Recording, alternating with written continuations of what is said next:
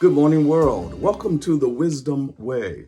And it is my desire now, this day, to impart to you some notable quotes and axioms and proverbs we trust will provide some essential principles for living, truths that transform, and keys of wisdom to help you on your destiny way. Our saying today, you can't correct what you are unwilling to confront. You can't correct what you are unwilling to confront. Everyone wants to do better and be better, the best in life. But how can this happen without correction and change? It can't. If you are, for example, driving in a direction towards your destination and discover your route is wrong, what must you do? Correct the trajectory. If you are using a flathead driver for a Phillip head project, what must you do? Correct your tool choice for the project. If your thought process is hindering your quest to obtain the life that you are looking for, what must you do? Confront the situation with the mind to correct it and change it. You see, change is inevitable.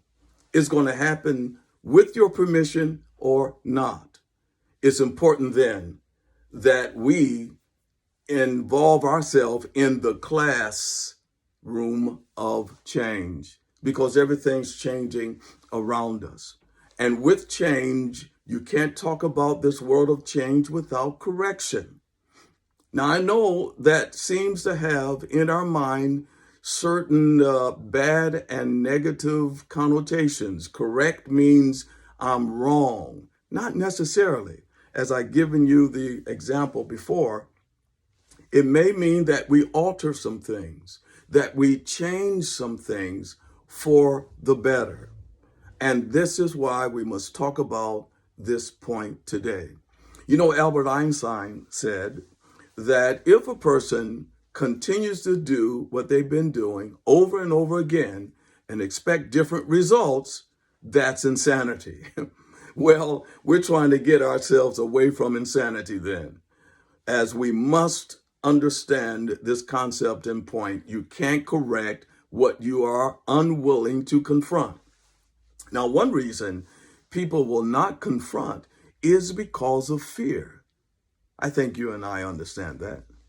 And fear of what, you say? Well, they have a fear of failure, a fear of people. They have a fear of their past catching up with them, a fear of loss, a fear of pain, all sorts of fears that paralyzes an individual where they will not consider confronting so that there can be a correcting.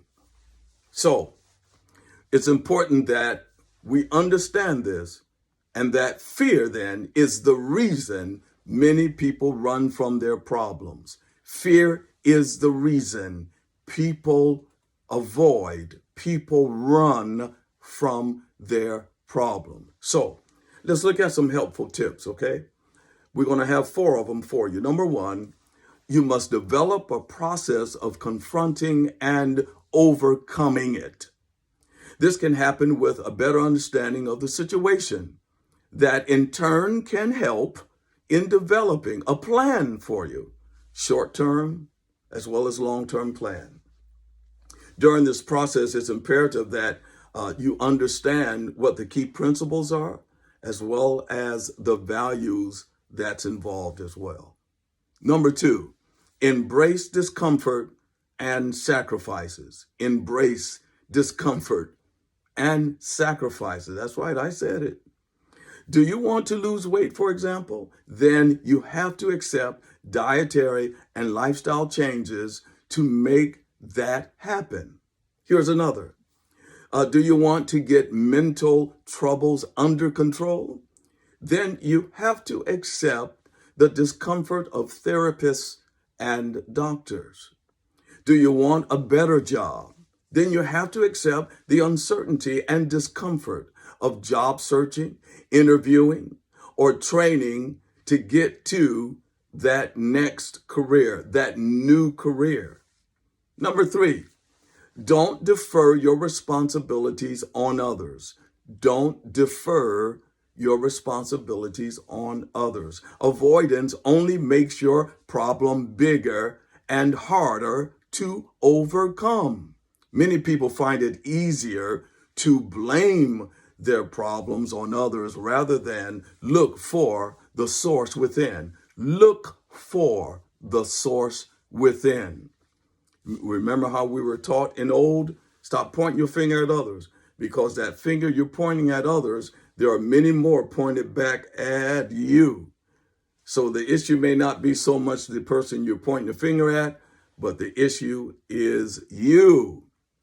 Have you noticed when you leave one problem and go to another venue, another situation with different people, that there seems to be a resurfacing of the same situation, the same problems, the same concerns and such like? Guess why? Because of the common denominator. And what is the common denominator? It's you.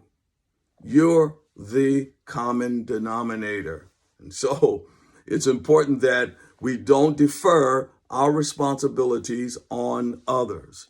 You know, there is a sense of peace and a control over our life when we stop running from our responsibilities. Stop running. Lastly, number 4, don't escape. Escapism can make many forms. We can escape in our work. We can escape in life pleasures, maybe even drugs, or a myriad of other escapisms. However, that will not solve the problem, because nothing is being confronted and therefore nothing can be corrected. So drop the distractions to get a clearer sense of what your problems are. Stop, halt, arrest yourself, sequester yourself, quarantine, if you please, yourself, and look within, and with courage confront yourself, your issues, your problems, so that correction can take place. Now, to have a better life requires then your realistically confronting your life problems with necessary corrections. You can no longer run, Forrest, run. Every meaningful life change comes down to a person deciding that enough is enough. Can you say that right now? Enough is enough. Say it again, all right? Enough is enough.